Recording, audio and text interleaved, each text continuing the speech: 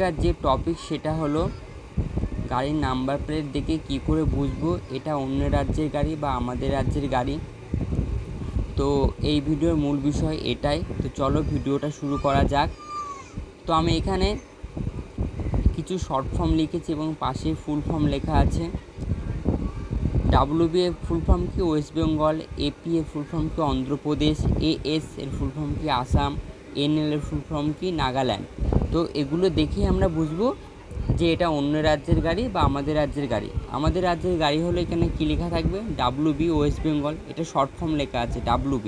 তেমনি অন্য রাজ্যের গাড়ির নাম্বার প্লেট দেখে বুঝতে পারবো।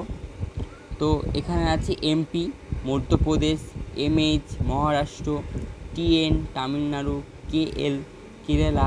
এই নাম্বার প্লেটগুলো দেখে বুঝতে পারবো যে এগুলো অন্য রাজ্যের গাড়ি। গাড়ির নাম্বার প্লেটে দেখবে এরকম শর্ট ফর্ম লেখা থাকবে, এগুলো দেখলে আমরা বুঝতে পারবো যে এটা অন্য রাজ্যের গাড়ি। তো এখানে লেখা আছে RJ Rajasthan, UP Uttar Pradesh, BR Bihar, এগুলো শর্ট ফর্মে লেখা থাকবে। তো কিছু উদাহরণের জন্য আমি কিছু এক্সাম্পল দিচ্ছি। তোমরা দেখতে পাচ্ছ এখানে দেখো লেখা আছে WB মানে হলো ওয়েস্ট বেঙ্গল, এটা ওয়েস্ট বেঙ্গলের নাম্বার প্লেট। তোমরা দেখতে পাচ্ছ এখানে লেখা আছে NL বড় হাতের ক্যাপিটাল, তার মানে হলো ফুল ফর্ম কি নাগাল্যান্ড। তো এটা হলো নাগাল্যান্ডের গাড়ি বা ওই রাজ্যের গাড়ি। তো এখানে লেখা আছে DL মানে হলো দিল্লি, এটা হলো দিল্লির নাম্বার প্লেট।